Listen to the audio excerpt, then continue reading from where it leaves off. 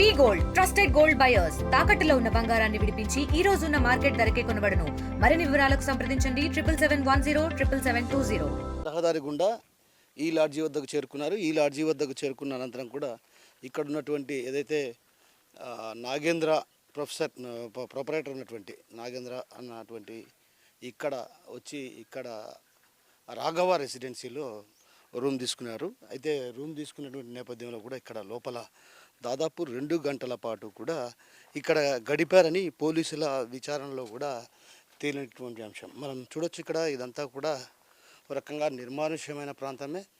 అయితే ఏదైతే ఇక్కడ రూమ్ తీసుకున్న తర్వాత దాదాపు 2 గంటల పాటు అంటే 2 గంటల పాటు ఇద్దరు ఏకాంతంగా గడిపారు. అయితే ఏదైతే ఇతను 2 గంటల పాటు ఇక్కడ గడుపుతున్నటువంటి నేపథ్యంలో ఒక్కసారిగా తనకు ఫోన్ వచ్చింది. ఫోన్ వస్తానే వెంటనే భయపడి అంటే ఒక రకంగా తన అన్న ఫోన్ చేసినటువంటి విషయాన్ని ఆ విద్యార్థికి చెప్పాడు. ఆ విద్యార్థికి చెప్పి ఆ విద్యార్థిని ఇక్కడ సీన్ కట్ చేస్తే అక్కడ ఏదైతే ఆయన ఉన్నటువంటి మనం బస్సులందు నిలబడేటువంటి ప్రాంతానికి అంటే అక్కడ వదిలిపెట్టాడు. అంటే దానికి సంబంధించిన కొంత వీడియోలు కూడా మన ఆర్టీవీలో కూడా ప్రధానంగా అవి ప్రచురించడం జరిగింది. ఇక్కడ మనం చూడొచ్చు ప్రధానంగా విజువల్స్లో కూడా ఇక్కడ రూమ్ అంతా కూడా రకంగా ఈ రూమ్ను మనం గమనిస్తే ఒకసారి నిశ్చితగా రూమ్లో ఒక బెడ్ మాత్రమే ఉంటుంది. ఇక లోపల కుర్చీలు అంతే. అంటే ఒక రకంగా ఎవరైనా పర్యాటకులు ఇక్కడికి వస్తే వాళ్ళు బస చేసేందుకు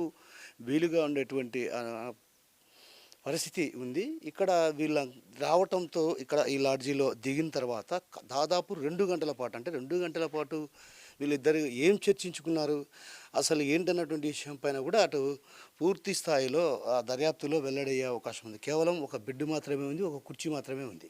అంటే ఇక్కడ దీన్ని గమనిస్తే వీళ్ళు దాదాపు 2 గంటల పాటు కూడా ఇక్కడ కూర్చొని చర్చించుకున్నారు. అయితే కేవలం ఎక్కడా కూడా అటు పోస్ట్ మార్టం నివేదికలో కావచ్చు, అదేవిధంగా లైంగిక దాడి జరగలేదన్నటువంటి విషయం కూడా స్పష్టంగా తెలుస్తుంది. అంటే ఒక రకంగా ఇద్దరు ఏకాంతంగా గడిపారే తప్ప ఎక్కడా కానీ లైంగికంగా ఈయన చర్యలకు పాల్పడినటువంటి సందర్భాలు లేవు. అంటే ఒక రకంగా ఇద్దరు కూర్చొని మాట్లాడుకున్నారు. ఆ తర్వాత అన్న ఫోన్ చేశాడు. అన్న ఫోన్ చేయడంతో ఒక్కసారిగా భయాందోళనకు గురైనటువంటి లోకేష్ ఆ తర్వాత ఆ విషయాన్ని ఆ విద్యార్థినికి చెప్పాడు. ఆ విద్యార్థిని కూడా నన్ను వదిలిపెట్టేసి వెళ్ళిపో అని చెప్పిందో మరేమో తెలియదు. కానీ మొత్తానికైతే లోకేష్ ఇదే ఇక్కడి నుంచి నేరుగా ఇలా వచ్చి ఇటువైపు నుంచి వచ్చి ఇక్కడ ఏదైతే బయట బండి పార్క్ చేశాడో ఆ పార్క్ చేసినటువంటి బండిని తీసుకెళ్ళి అంటే మనం వచ్చినటువంటి ఈ రహదారి గుండానే అంటే నేరుగా ఇదే రహదారి గుండా అక్కడ ఉన్నటువంటి గండికోటకు ఉన్నటువంటి ద్వారం వద్ద అక్కడికి బస్సులు వస్తూ ఉంటాయి, అదేవిధంగా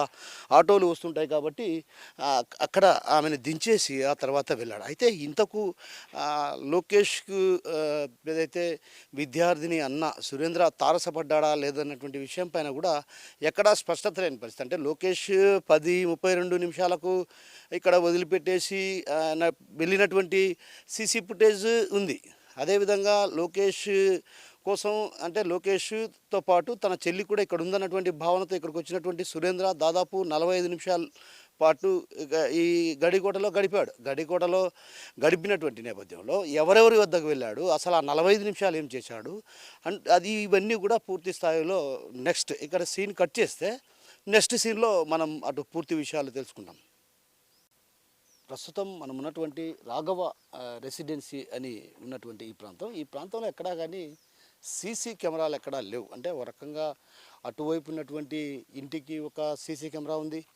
అదేవిధంగా మనం చూస్తే JBL రిసార్ట్ అనే ఒక రిసార్ట్ ఉంది. ఆ రిసార్ట్లో కూడా అంటే సీసీ కెమెరాలు నేరుగా అంటే ఎక్కడైతే పోలుకు తగిలించినటువంటి అంటే ఒక రకంగా వాళ్ళు వెళ్ళినటువంటి దృశ్యాలు మన వీడియో జర్నలిస్ట్ హరి ఆ దృశ్యాలను కూడా మనకు చూపించే ప్రయత్నం చేస్తాడు. ఎందుకంటే ఇక్కడెక్కడా కూడా సీసీ కెమెరాలు స్పష్టంగా లేవు. అంటే ఒక రకంగా ఈ రాఘవ రెసిడెన్సీ దగ్గర సీసీ ఫుటేజ్ లేకపోవడానికి ప్రధాన కారణం అంటే సీసీ కెమెరాలు లేవు. అంటే ఇటువైపు చూస్తే ఏదైతే అటువైపు ఇంటికి ఒక సీసీ కెమెరా ఉంది, అది కూడా రిసార్టే అనుకోవచ్చు. ఎందుకంటే ఇంకా అది పూర్తి స్థాయిలో నిర్మాణంలో ఉందా లేకుంటే అద్దెకిస్తున్నారా లేదంటే విషయం పక్కన పెడితే ఇక్కడ మనం ప్రధానంగా గమనించాల్సిన విషయం ఏంటంటే అక్కడ ఏదైతే JBL రిసార్ట్కు సమీపంలో కూడా ఒక ట్రాన్స్ఫార్మర్ ఉంది. ఆ ట్రాన్స్ఫార్మర్ పక్కన అంటే మన వీడియో జర్నలిస్ట్ హరి చూపిస్తున్నాడు మనం గమనించవచ్చు ప్రధానంగా. అక్కడ సీసీ కెమెరాలు ఉన్నాయి. అంటే దీన్ని బట్టి చూస్తే వాళ్ళు ఈ ఎన్ని గంటలకు ఇలా వచ్చారు,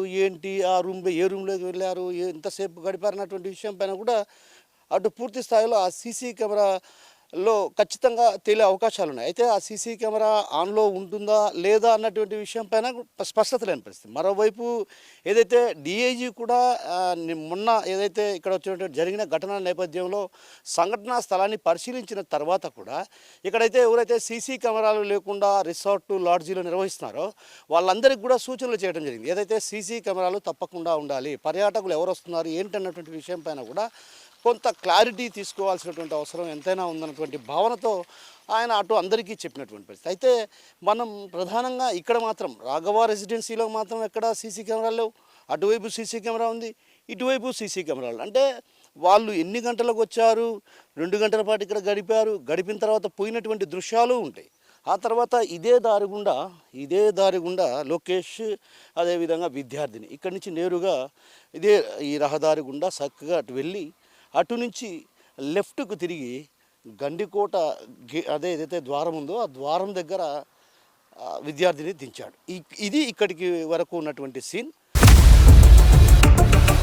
ఇండియా పాకిస్తాన్ తాజా అప్డేట్స్ కోసం డౌన్లోడ్ చేసుకోండి RTV లైవ్ యాప్.